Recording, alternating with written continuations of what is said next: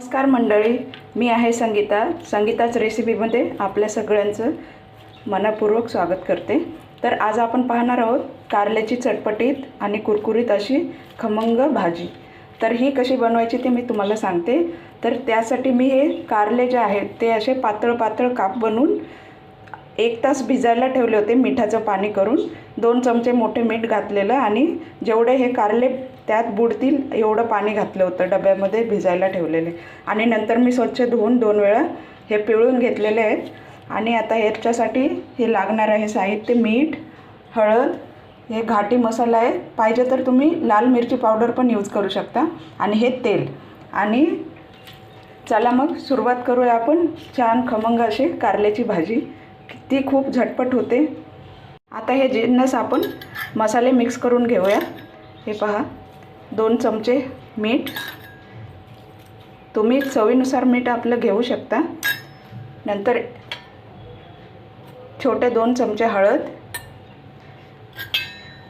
आणि हा घाटी मसाला 2 चमचे। तुम्हाला जसं तिखट हवं असेल तसं तुम्ही कमी जास्त करू शकता। आता हे मिश्रण फक्त याला मी घाटी मसाला, हळद आणि मीठ टाकलेलं आहे। तर ह्याला फक्त असं मिक्स करून घेऊया, चांगलं चोळून घेऊया याला, म्हणजे सगळं याला लागेल मसाला। खूपच सोपी आहे मैत्रिणींनो ही पद्धत बनवायची, आणि इतका खमंग टेस्टी येते, याचा कडवटपणाही कमी होतो, आणि मुलंसुद्धा अगदी आवडीने खातात। माझे मुलं तर खूप आवडीने खातात ही भाजी। आमच्या घरी आठवड्यातून 2 वेळा तरी कारल्याची भाजी होतेच अशाच पद्धतीने। तर खूपच छान लागते। तुम्ही हे ट्राय करून बघा, तर तुम्ही सतत हे बनवतच राहाल।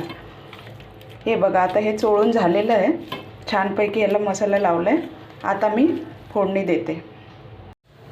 कढई आता तापलेली आहे। आता याच्यामध्ये आपण तेल घालून घेऊया।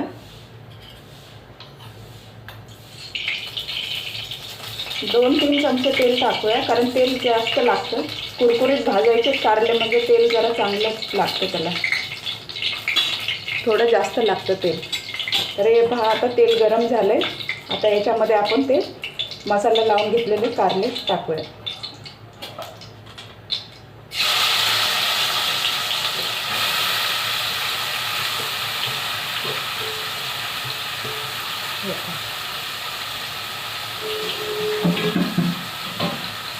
याला हलवून घेऊया।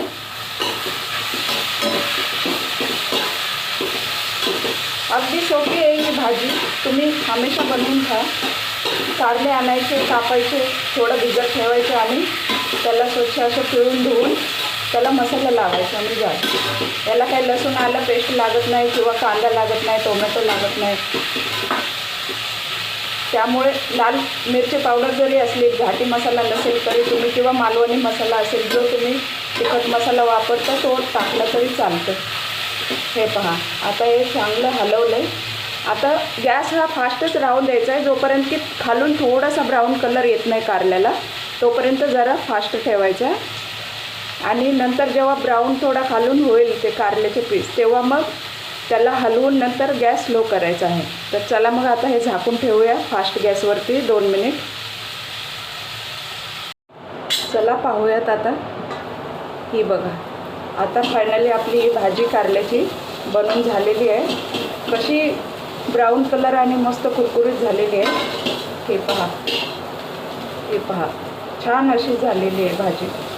चला तर मग गॅस बंद करूया, कारण मंडळी कसं आहे की लहान मुलांना वगैरे कारल्याची भाजी म्हटलं की कडू लागते, म्हणून ते मुलं खायला मागत नाहीत। पण कारल्याची भाजी खूपच आरोग्यासाठी चांगली आहे, पोटासाठी चांगली आहे, आणि बघायला गेलं तर जे डायबेटिक पेशंट आहेत त्यांच्यासाठी तर खूपच चांगली आहे। त्यामुळे तुम्ही आहारामध्ये नेहमी कारल्याची भाजी आठवड्यातून 1-2 वेळा तरी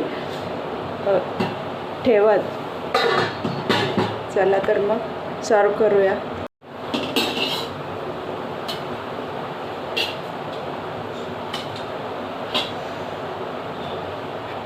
शक्यतो मंडळी कारल्याची भाजी हलवण्यासाठी असा धारदार ही भातवडी आहे, किंवा तुम्ही उलथनं पण यूज करू शकता। पळी किंवा छोटा आपला भाजीचा चमचा वापरू नका, कारण त्याने हे पीस असे खरडून तुम्हाला हलवता येणार नाही, आणि त्याचे तुकडे तुकडे पण होतील। म्हणून हा असा जो फ्लॅट आहे असाच तुम्ही चमचा यूज करा भाजी हलवण्यासाठी। मला हा व्हिडिओ आवडला असेल तर नक्कीच कमेंटमध्ये मला सांगा। सबस्क्राईब करायला विसरू नका चॅनलला। आणि लाईक करा, कमेंट करा आणि तुम्ही अशीच भाजी बनवून मस्त खा. आणि तुमच्या पण काही पद्धती असतील, टिप्स असतील तर माझ्यासोबत जरूर शेअर करा. थँक्यू.